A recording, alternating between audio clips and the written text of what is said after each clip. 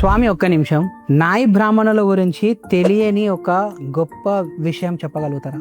ఖచ్చితంగా చెప్తాను స్వామి. మన కులదేవత ఎవరు అనుకుంటున్నారు నాయి బ్రాహ్మణ్స్ కి? నాకు తెలిసి ధన్వంతరి అని అనుకుంటున్నాను. ధన్వంతరి కులదేవత కాదు స్వామి. ధన్వంతరి మన కులానికి మూల పురుషుడు. నాదం, క్షవరం, వైద్యం ఇవి మూడు కూడా ధన్వంతరి నుంచి వచ్చాయి. సో మూల పురుషుడు. సో మనకి కులదేవత ఉంది. కులదేవత ఎస్.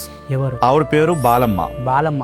ఎస్. ఆవిడకి తెలంగాణలో మరో పేరే రేణుకెల్లమ్మ తల్లి. సీరియస్లీ రేణుకెల్లమ్మ తల్లి మన కులదేవత. ఓకే. సో రేణుకెల్లమ్మ తల్లి, బాలమ్మ వీళ్ళ గురించి మీకు తెలిసిన హిస్టరీ ఇంకొంచెం? రీసెంట్ గా ఇది చాలా వైరల్ అవ్వబోతుంది.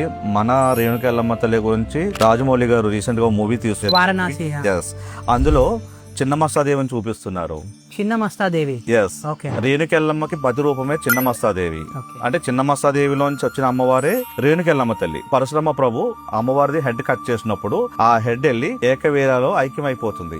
ఏకవీర అనేది మన 18 శక్తిపీఠాలు వన్ ఆఫ్ ద శక్తిపీఠం. అమ్మవారు శిరస్సు పడిన ప్లేస్ అనమాట. అక్కడే ఈ అమ్మవారి హెడ్ కూడా వెళ్ళి సాక్షాత్తు పార్వతీదేవిలో ఐక్యమైపోయారు అమ్మవారు చిన్న మస్తాదేవిలో. సో అంతటి ఘన చరిత్ర ఉన్న అమ్మవారు సాక్షాత్తు పార్వతీదేవి మన ఇంటి ఆడపడుచు. అమేజింగ్. అసలు అంటే సాక్షాత్తు పార్వతీదేవి మన కులదేవత, మన ఇంటి ఆడపడుచు.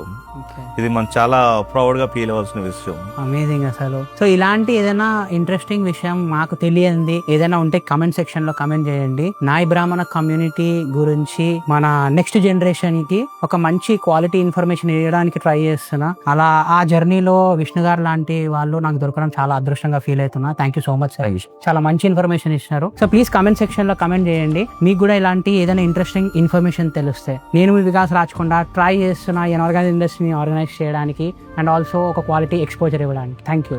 అలాగే నా తరపు నుంచి కామెంట్ లో చెప్పండి, జై బాలమ్మ, జై రేణుకెల్లమ్మ తల్లి. Thank you so much.